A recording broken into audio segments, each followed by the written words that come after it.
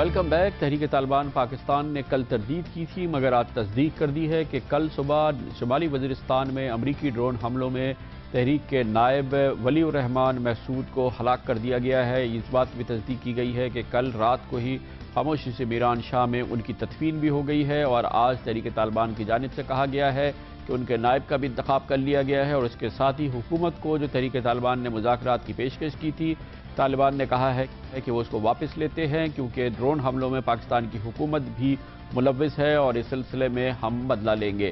تحریک طالبان کے نائب ولی الرحمان محسود کی ہلاکت کے حوالے سے پاکستان کے تمام اخبارات نے کہا ہے کہ یہ ایک بہت بڑا دھچکا ہے تحریک طالبان کے لیے بھی اور اس کی قیادت کے لیے بھی، اور ولی الرحمان محسود حکیم اللہ محسود کے جانشین سمجھے جاتے تھے، جس کے بعد ایک خلا پیدا ہوگا طالبان کے اندر۔ اس حوالے سے بات اہم ہے کہ یہ بہت بڑا واقعہ، مگر اس پہ سرکاری سطح پر امریکہ اور پاکستان نے خاموشی اختیار کی ہے۔ ڈرون حملے میں تحریک طالبان کے اس رہنما کے ہلاکت کے فوراً بعد تحریک انصاف کے سربراہ جناب عمران خان نے کہا ہے کہ نواز شریف فوراً اعلان کریں کہ وہ ڈرون کو گرائیں گے یا ڈرون حملوں کو رکوائیں گے۔ اس سلسلے میں فوری طور پہ نواز شریف کو اعلان کرنا چاہیے، کیونکہ ڈرون حملوں کو جناب عمران خان کہتے ہیں کہ برداشت نہیں کیا جائے گا۔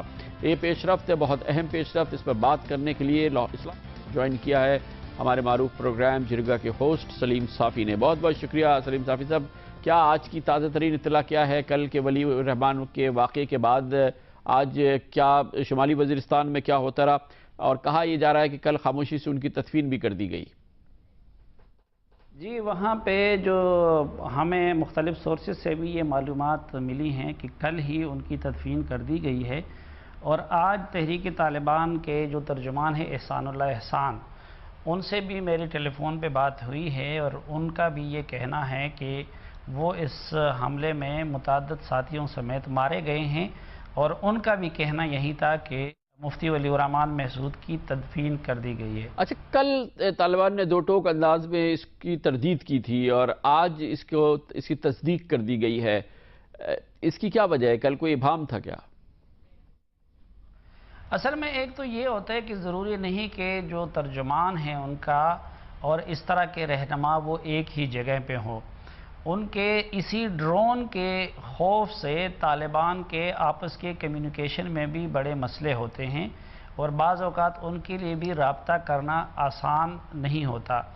پھر یہ کہ وہ بعض اوقات اسٹریٹجی کے تحت بھی اپنے کسی رہنما کی ہلاکت کو یا بیماری کو چھپاتے ہیں، کیونکہ وہ ایک عسکری تنظیم ہے، اور اس طرح کے ٹیکٹکس وہ اپنے اس کام میں وہ جائز سمجھتے ہیں۔ لیکن کل جو میری بات ہوئی تھی احسان اللہ احسان سے، تو انہوں نے تردید نہیں کی تھی کہ بلکہ وہ یہ کہہ رہے تھے کہ ہم اس حوالے سے ابھی نہ تردید کرتے ہیں اور نہ تصدیق کرتے ہیں۔ اب پتہ نہیں کہ میڈیا کے جن حلقوں نے یہ خبر دی ہے کہ انہوں نے تردید کی تھی، میں نہیں جانتا کہ ان سے احسان اللہ احسان کی یا طالبان کے کسی اور سورس کی کیا بات ہوئی تھی، لیکن مجھے تو بہرحال کل احسان اللہ احسان نے یہی بتایا تھا کہ ہم نہ تردید کرتے ہیں اور نہ تصدیق کرتے ہیں۔ اس حوالے سے ابھی ہم کچھ بھی بتانے کی پوزیشن میں نہیں ہے، کیونکہ ہمارے پاس ابھی حتمی معلومات نہیں ہیں۔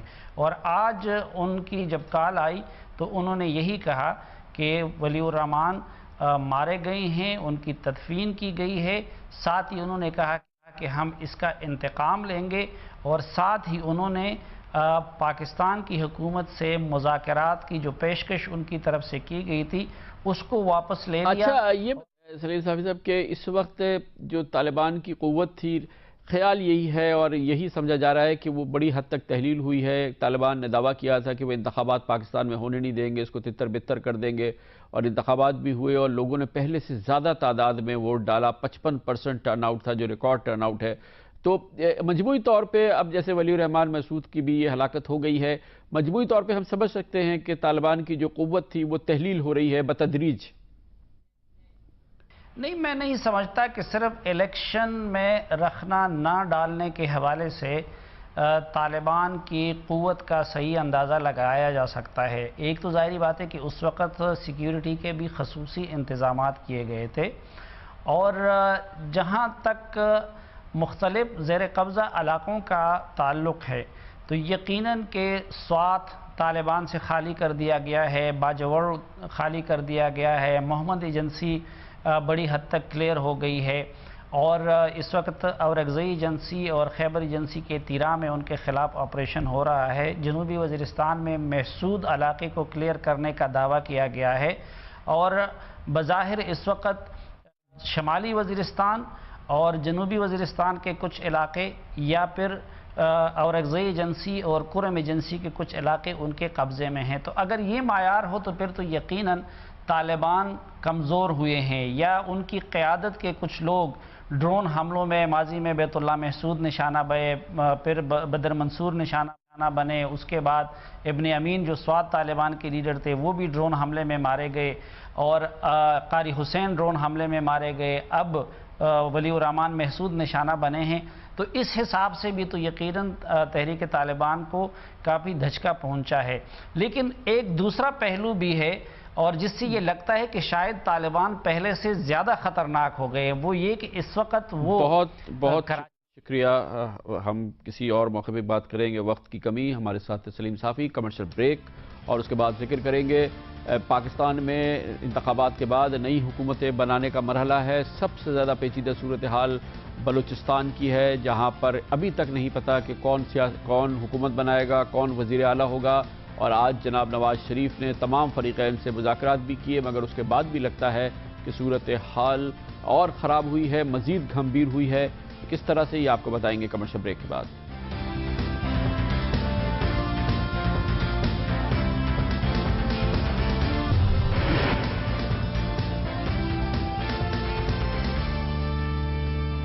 Welcome back. نئی حکومتیں بن رہی ہیں اور واضح ہے سچویشن کہ کہاں پہ کون حکومت بنا رہا ہے، لیکن پاکستان کا سب سے چھوٹا اور رقبے کے لحاظ سے سب سے بڑا صوبہ بلوچستان کی صورتحال یہ ہے کہ وہاں پر ابھی تک نہیں پتا ہے کہ وہاں پہ کون وزیر اعلیٰ بنے گا اور کس مخلوط حکومت کن سیاسی جماعتوں پر مشتمل ہوگی، اور صورتحال مزید گھمبیر ہو رہی ہے۔ آج جناب نواز شریف نے اس سلسلے میں ایک نمائندہ اجلاس کی صدارت کی۔ رائے میں ہونے والے اس اجلاس میں بلوچستان کی تمام اہم سیاسی جماعتوں نے حصہ لیا۔ 4 گھنٹے تک مشاورت ہوئی، لیکن فیصلہ نہیں ہو سکا کہ بلوچستان کا آئندہ وزیر اعلیٰ کون ہوگا، مگر یہ بات بہرحال ہوئی کہ اس اجلاس میں ہمیں بتایا گیا ہے کہ تمام نمائندگان نے جناب نواز شریف پہ اعتماد کا اظہار کرتے ہوئے ان سے کہا کہ وہ اب اپنی چوائس بتائیں، اور جس شخصیت کو وہ وزیر اعلیٰ کہیں اس کو تسلیم کر لیا جائے گا۔ لیکن صورتحال اتنی سادہ نہیں ہے۔ اس وقت بلوچستان اسمبلی کی صورتحال یہ ہے کہ پاکستان مسلم لیگ نون بلوچستان کی سب سے بڑی سیاسی جماعت کی حیثیت سے 18 نشستیں اس کے پاس ہیں، پختونخوا پارٹی کی 14 نشستیں ہیں، نیشنل پارٹی کی 11 نشستیں ہیں، جمعیت علماء اسلام کی 8، مسلم لیگ قاف کی 2، بینگل بی این پی کی 2، اے این پی کی 1، بی این پی عوامی کی 1، اور مجلس وحدت المسلمین کی 1 نشست وہاں پہ موجود ہے۔ پاکستان مسلم لیگ نون اکثریتی جماعت ہے، اور اکثریتی جماعت کے بلوچستان میں سربراہ ثناء اللہ زہری کا کہنا یہ ہے کہ انہیں وزیر اعلیٰ بنایا جائے۔ نیشنل پارٹی کا کہنا ہے، جناب نواز شریف کے بارے میں پتہ چلا ہے کہ ان کی پریفرنس یہ ہے کہ نیشنل پارٹی کے عبدالمالک بلوچ کو چیف منسٹر بنایا جائے، لیکن یہ گتھی سلجھتی فی الحال نظر نہیں آ رہی ہے۔ اگر سلجھی بھی ہے تو اس کی اطلاع عام طور پہ نہیں ہے، لیکن بلوچستان کی اس پیچیدہ صورتحال کے اور کیا اینگلز ہیں یہ ہم پوچھیں گے، اور اس کے لیے اسٹوڈیوز میں ہم نے دعوت دی ہے بلوچستان کے سینئر صحافی اور بلوچستان ٹائمز کے ایڈیٹر جناب فصیح اقبال کو۔ بہت بہت شکریہ فصیح اقبال صاحب۔ مسئلہ کیا ہے؟ مسئلہ جناب یہ ہے کہ یہ اس وقت مسلم لیگ میں نون میں جتنے لوگ ہیں، ایک تو بڑے ہیوی ویٹ آئے ہیں، اور جو ان کے ساتھ، اور آپ کو جیسے علم ہوگا کہ سردار صالح بہتانی بھی مسلم لیگ میں، وہ بھی سابق وزیر اعلیٰ ہے، جناب میر جان محمد جمالی وہ بھی وزیر اعلیٰ ہیں، اور لشکری صاحب اگر نہ ہارتے وہ بھی، انہوں نے پیپل پارٹی چھوڑی، صدارت سینیٹری چھوڑی، وہ بھی آئے تھے، اور اس میں جنگیز مری صاحب بھی ہیں، لیکن ثناء اللہ زہری، ہاں ثناء اللہ صاحب زہری مسلم لیگ کے صدر ہیں، اور جب انہوں نے لوگوں کو شامل کیا تو ایک بڑی طاقت مسلم لیگ کی آئی۔ جہاں تک مالک صاحب کا ہے، وہ بھی منجھے ہوئے سیاستدان ہیں، بڑے پاپولر ہیں اور مڈل کلاس سے تعلق رکھتے ہیں، ساتھ ہی ساتھ ان کے قوم پرستوں میں پہلے تجربہ ہے نواب بگٹی کے وقت میں، وہ وزیر تھے تعلیم کے، انہوں نے کافی ڈیلیور کیا ہے۔ تو بہت اچھی کابینہ آئے گی. میں سمجھتا ہوں کہ اس میں بہرحال نواز شریف کا یہ امتحان ہے کیونکہ ان پر انہوں نے یہ ساری چیز ڈالی ہے. لیکن کابینہ تو اچھی آ جائے گی لیکن وزیر اعلیٰ جو بنے گا اس کو سب میرا خیال مان لیں گے. اس لیے سب مان جائیں گے کہ جب ابھی اس دفعہ انہوں نے پوزیشن یہ کی ہے کہ مسلم لیگ نون اب یہ دیکھتی ہے کہ سب سے بڑی سیاسی پارٹی بھی آئی ہے. جہاں تک نیشنل پارٹی اور پختونخوا نے اپنا ویسے کیونکہ انہوں نے ابھی کوئی ایسی بات نہیں کی ہے لیکن یہ انہوں نے بتایا کہ ہماری پریفرنس ڈاکٹر مالک صاحب کی ہے. اب اس میں وہ سمجھ رہے تھے کہ شاید مسلم لیگ میں فیصلہ نہیں ہو رہا.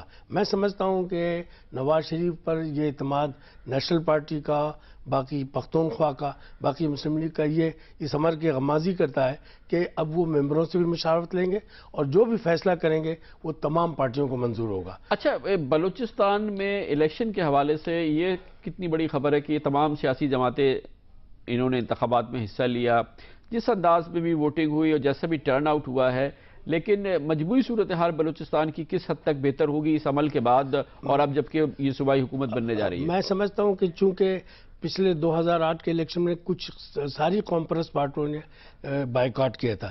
ایک تو وہ حقیقی نمائندہ حکومت نہیں تھی اور اتنی پور گورننس تھی کہ جس سے لوگوں کو بہت زیادہ اور پریشانی تھی. جہاں تک ڈائلاگ کا سلسلہ ان لوگوں سے بھی نہیں ہوا، ان جو کانفرنس لوگ باہر ہیں.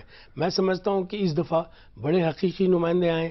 یہ ضرور ہے کہ الیکشن کمیشن اس طرح فعال نہیں رہا، اتنا منتظم ادارہ نہیں رہا، بعض جگہ کاغذات نہیں آئے، یہ سب شکایتیں ہیں. یہ بتائیے کہ جو تقسیم ہے بلوچستان کے اندر یہ سیاسی جماعتوں میں اور پھر ہر قوم میں اور جس طرح کی شدید منقسم سی صورتحال ڈیوائیڈڈ یہ ہے، حکومت بننے کے بعد یہ کچھ کم ہوگا یا اور بڑھے گا؟ نہیں، بہت کم ہو جائے گا. اور اس میں میرے خیال سے جب آپ نے دو باتیں بڑی نوٹ کی ہوں گی کہ جاموٹ پہلی مرتبہ ایک الیکشن میں جاموٹ قومی موومنٹ کا ایک نمائندہ آیا لیکن اس نے رضاکارانہ طور پر اپنی جماعت کو ضم بھی کر دیا مسلم لیگ نون میں. اس لیے سب لوگ چاہتے ہیں کہ وفاق کی پارٹیوں میں شامل ہو اور یہ بہت اچھا خوشائن ایک نیا تجربہ ہو رہا ہے کہ بلوچستان کی وہ جو ریجنل پارٹیز میں وہ محسوس کر رہی ہیں تو وہ وفاقیت میں زیادہ بلیو کرتی ہیں. یہی وجہ ہے کہ نیشنل پارٹی نے نیشنل اسمبلی میں بھی سیٹ جیتی ہے. JUI کی ہمیشہ آتی رہی ہیں. اس وقت مسلم لیگ کی سب سے زیادہ ہیں کیونکہ میر ظفر اللہ جمالی صاحب جو بہت قداور سیاسی شخصیت ہیں، وزیر اعظم رہے، وہ بھی جب آئے انہوں نے نون میں غیر مشروط طور پر شامل ہو گئے. اسی طرح نوابزادہ خالد مکسی وہ بھی جناب. یہ آپ کے خیال میں حیران کن بات ہے کہ اس وقت بلوچستان کی سب سے بڑی سیاسی جماعت مسلم لیگ نون ہے؟ یہ بڑی ہے جی، بالکل. اور یہ محسوس ہو رہا ہے کہ ایسا اس سے پہلے کبھی نہیں ہوا تھا. اور یہ اس میں جتنے 6 آزاد امیدوار ہیں وہ کسی پارٹی سے منسلک نہیں، وہ بھی سب مسلم لیگ میں آ گئے. تو ایک بہت بڑی پارٹی.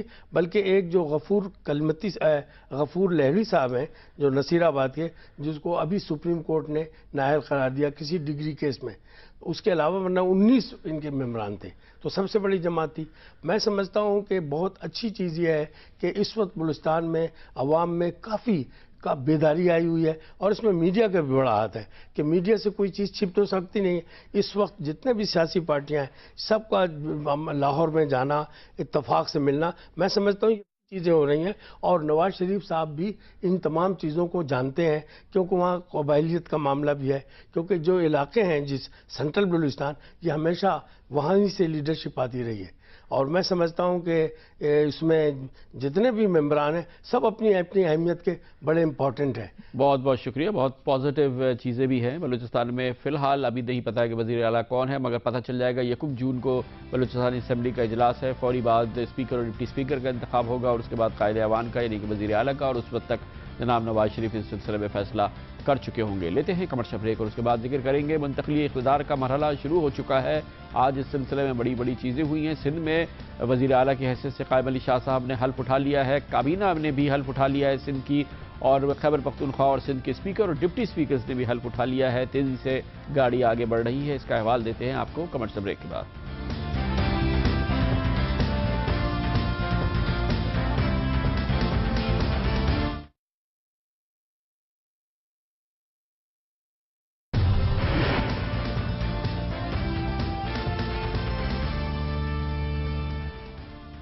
منتقلی اقتدار کا مرحلہ شروع ہو چکا ہے. انتخابات کے بعد یہ سب سے فیصلہ کن مرحلہ ہے جس کا آج باقاعدہ پرجوش آغاز ہوا ہے. سندھ میں ایک بار پھر سید قائم علی شاہ نے وزیر اعلیٰ کی حیثیت سے حلف اٹھایا ہے۔ اب سے تھوڑی دیر قبل گورنر سندھ ڈاکٹر عشرت العباد نے ان سے ان کے عہدے کا حلف لیا۔ اس کے ساتھ ہی جناب قائم علی شاہ کی 7 رکنی کابینہ اور ایک مشیر نے بھی حلف اٹھایا۔ 7 رکنی کابینہ جناب قائم علی شاہ کی، اور جناب قائم علی شاہ اس مرحلے میں سب سے پہلے سندھ آگے گیا ہے۔ وزیر اعلیٰ اور صوبائی کابینہ آج اس نے سامنے آ چکی ہے، اور اس کے ساتھ ہی سندھ میں نگراں حکومت کا دور ختم ہو گیا ہے۔ اس سے پہلے آج صبح سندھ اور خیبر پختونخوا کی اسمبلیز نے اپنے نئے اسپیکرز اور ڈپٹی اسپیکر کا بھی انتخاب کیا۔ سندھ میں جناب آغا سراج درانی سندھ اسمبلی کے اسپیکر بن کے سامنے آئے، اور ڈپٹی اسپیکر ایک بار پھر شہلہ رضا، جبکہ خیبر پختونخوا میں اسد قیصر پاکستان تحریک انصاف کے رہنما، جو کہ آج تحریک انصاف کو پہلی بار کسی بھی اسمبلی میں اسپیکر کا اعزاز حاصل ہوا، اسد قیصر اسپیکر بن گئے، اور امتیاز شاہد قریشی جن کا تعلق تحریک انصاف سے ہی ہے وہ ڈیپٹی اسپیکر منتخب ہو گئے خیبر پختونخوا کی اسمبلی میں۔ آج بڑی اچھی ابتدا ہوئی، پازیٹیو باتیں کی دونوں اسپیکرز نے۔ جناب آغا سراج درانی جو کہ اس خانوادے سے تعلق رکھتے ہیں جو کہ اس سے پہلے بھی سندھ اسمبلی کا اسپیکر رہا ہے، آج اپنے عہدے کا حلف اٹھانے کے بعد انہوں نے وعدہ کیا۔ میری کوشش ہوگی کہ میں بیلنسڈ ہو کے اس ہاؤس کو چلاؤں، اور میری ریکویسٹ بھی یہی ہے کہ گورنمنٹ سائیڈ ہو یا اپوزیشن سائیڈ ہو، میں آپ کو ریکویسٹ کروں گا کہ آپ میرے ساتھ کوآپریٹ کریں، اور ہم ایک دوسرے کے ساتھ کوآپریٹ کریں گے، کیونکہ ہم نے یہ ڈیموکریسی کو آگے لے کے چلنا ہے، اور ہم نے اس آگسٹ ہاؤس میں بیٹھ کے قانون سازی کرنی ہے، اور اس صوبے کے لیے کام کرنا ہے۔ اور پشاور میں جناب اسد قیصر تحریک انصاف کے رہنما آج اسپیکر بن گئے، اور انہوں نے پہلی بار ظاہر ہے کہ اسمبلی کا ان کا تجربہ ہے، انہوں نے ایک تحریری تقریر پڑھی۔ اسپیکر، میں اس معزز ایوان کی کارروائی انتہائی غیر جانبداری، جان پہچانی اور منصفانہ انداز میں چلاؤں گا۔ میرے اس معزز ایوان کا ہر رکن انتہائی قابل احترام ہے اور رہے گا۔ اس معزز ایوان کے تقدس کو ہر حال میں مقدم رکھا جائے گا، اور کسی کو بھی اس معزز ایوان کی فیصلوں اور قانون سازی سے مذاق کی اجازت نہیں دی جائے گی۔ ہم سب مل کر باہمی احترام، تحمل اور برداشت کی فضا میں انشاءاللہ اس معزز ایوان کی نہ صرف کارروائی چلائیں گے بلکہ اسے بھی قابل تقلید بنائیں گے۔ اور اس طرح سے جمہوریت کا سفر اور شاندار سفر شروع ہو گیا سندھ اور خیبر پختونخوا میں، اور آج صبح جب یہ سفر شروع ہوا، یعنی کہ جس وقت ممبران اسمبلی آ رہے تھے، فرق صاف ظاہر تھا۔ سندھ کے وہ اراکین جو کہ 5 سال سے حکومت میں رہے، جس انداز سے، جس شان و شوکت سے اور جس قسم کی گاڑیوں میں آ رہے تھے، وہ دیدنی تھی، اور اس کا بہرحال بڑا شاندار مقابلہ لگ رہا تھا پشاور سے، جہاں پر تحریک انصاف اور دوسرے رہنما، دوسری پارٹیوں کے لوگ اسمبلی کے اجلاس میں شرکت کرنے آ رہے تھے۔ دونوں کا انداز شاہانہ، شان و شوکت، اپنی تصویر آپ بول رہے ہیں، دائیں ہاتھ پہ آپ دیکھ رہے ہیں آپ دیکھ رہے ہیں کہ سندھ اسمبلی کے اراکین آ رہے ہیں، ان کی گاڑیاں جس طریقے سے وہ تشریف لا رہے ہیں، اور وہ گاڑیاں جن میں خیبر پختونخوا کے اراکین اسمبلی آ رہے ہیں، یہ منہ بولتی تصویر ہے۔ کتنا فرق ہے اگر آپ پہلی بار اسمبلی میں آ رہے ہیں یا پہلی بار حکومت میں آ رہے ہیں تو آپ کی کیا کیفیت ہوتی ہے، اور اگر آپ 5 سال حکومت میں رہنے کے بعد آ رہے ہیں تو آپ کی کیا کیفیت ہوتی ہے، یہ آپ اپنی اسکرین پہ دیکھ رہے ہیں۔ اب بتانے کی ضرورت نہیں ہے کہ کون سی گاڑیاں وہ ہیں جو سندھ اسمبلی کے اراکین کو لے کے آ رہی ہیں سندھ اسمبلی کے اندر، اور وہ کون سی گاڑیاں ہیں جو خیبر پختونخوا کے اراکین کو لے کے آ رہی ہیں خیبر پختونخوا کی اسمبلی میں۔ یہ آج سفر آغاز ہوا ہے، اور اس کے ساتھ ہی سندھ کی صوبائی کابینہ نے بھی حلف اٹھا لیا ہے۔ اس سے پہلے کل ہمیں یہ بتایا گیا تھا کہ کل ملا کے 6 لوگ ہوں گے، لیکن آج اس میں اضافہ بھی ہو گیا ہے، اور ایک مشیر کی حیثیت سے جناب مراد علی شاہ کو بھی شامل کر لیا گیا ہے۔ اب نثار احمد کھوڑو، میر ہزار خان بجرانی، شرجیل میمن، سکندر میندرو، منظور وسان، علی نواز خان مہر اور مخدوم جمیل الزما صاحب جو ہے وہ سندھ کابینہ کے وزیر ہیں۔ آج یہ مرحلے میں اس کو کور کیا ہمارے کورسپونڈنٹ کامران رضی نے، جو کہ اس وقت ہمارے ساتھ سندھ کے گورنر ہاؤس سے موجود ہے۔ بہت بہت شکریہ کامران رضی۔ بتائیے گا کہ تھوڑی تاخیر بھی ہو گئی اور پھر یہ کابینہ کے جو وزراء کا کل نام ہوا تھا اس میں اضافہ بھی ہوا، یا آخری لمحات میں کچھ نہ کچھ ہوتا رہتا ہے، اس کی کیا کہانی ہے؟ جی کامران صاحب، بالکل یہ آج ایک تو جلد بازی میں سارا کچھ ہوا، ڈپٹی اسپیکر کا انتخاب ہوا، اسپیکر کا، پھر چیف منسٹر کا، रात तक और फिर बराह रास्त वहाँ से तमाम अरकान और जो वज़ीर आला सिंध थे, नए कायदे ऐवान कायम अली शाह, वो गवर्नर हाउस पहुँचे हैं। इब्तदा में ये बताया जा रहा था कि 5 वज़ीर होंगे, कल रात तक ये कहा जा रहा था कि 5 वज़ीर होंगे, फिर एक और वज़ीर का इजाफा किया गया, 6 हुए, फिर एक और वज़ीर का इजाफा किया गया, 7 हो गए। और जब हम गवर्नर हाउस में पहुँचे हैं तो वहाँ 7 वज़रा के लिए ही कुर्सियाँ लगी हुई थी, तमाम फिर उसमें इजाफा किया गया और 8 किया गया। तो मजमूई तौर पर 7 वज़रा ने हलफ उठा लिया, जबकि एक मुशीर मुराद अली शाह, जिन्हें नाअहल करार दिया गया था दोहरी शरीयत की वजह से और वो इलेक्शन में हिस्सा नहीं लिया था उन्होंने, अब उन्हें सूबाई मुशीर बनाया गया है और इम्कान ये है कि उन्हें खजाना का कलमदान दिया जाएगा। तो इस बारे में ज़राए हमें ये कहते हैं कि तमाम जो मेन जो लीडर्स थे सिंध में पीपल्स पार्टी के, उन्हें एडजस्ट करने की कोशिश की गई है नई काबीना में। और महर बरादरान ने काफ़ी अपना तहफ़्फ़ुज़ात का इजहार किया था, ज़राए कहते हैं, तो उन्हें भी एडजस्ट किया गया। लास्ट मरहले पर मखदूम अमीन फ़हीम की फैमिली से मखदूम जमील उज़्ज़मा को लिया गया सूबाई वज़ीर के तौर पर। अच्छा, ये बताइएगा कि ये जो सिलेक्शन हुआ, इसमें मेरिट और डिलीवरी के इस वक्त कितनी ये प्रायोरिटी है पीपल्स पार्टी की कि जो कारकर्दगी हो वो वैसी ही हो जैसी पंजाब और खैबर पख्तूनख्वा में होगी, क्योंकि इस वक्त सख्त मुकाबला है। पीपल्स पार्टी की तरजीहात में कितनी शामिल है ये बात कि ऐसे ठोस काम करने हैं, लोगों की खिदमत करनी है, वो कितनी चीज़ इसमें सामने थी, या ये कि जैसे आप कह रहे हैं कि एडजस्ट किया गया है लोगों को, वो ज़्यादा प्रेफरेंस थी? कानून साहब, अभी तक की जो बातें हैं, जो सैयद कायम अली शाह ने तकरीर की सिंध असम्बली में और मीर हज़ार खान बजरानी ने एक अच्छी तकरीर की और मंजूर वसान ने भी यही अज़म को दोहराया कि अब हमें करना है, डिलीवर करना है सिंध के अवाम के लिए, लॉ एंड ऑर्डर की सूरत हाल को बेहतर करना है, गवर्नेंस को बेहतर करना है सिंध में। तो अभी तक की जो बातें हैं वो तो यही हैं, पीपल्स पार्टी के रहनुमा यही कह रहे हैं, वज़रा यही कह रहे हैं। कायम अली शाह ने भी इस अज़म का इजहार किया कि वो पहले से बेहतर करेंगे गवर्नेंस को भी। कामरान रज़ी हमारे साथ थे सिंध के गवर्नर हाउस से। इसके साथ ही हमारे आज के प्रोग्राम का इख्तिताम होता है। कल आपसे फिर मुलाकात होगी। कल तक के लिए कामरान खान को इजाज़त। अल्लाह हाफ़िज़ नासिर।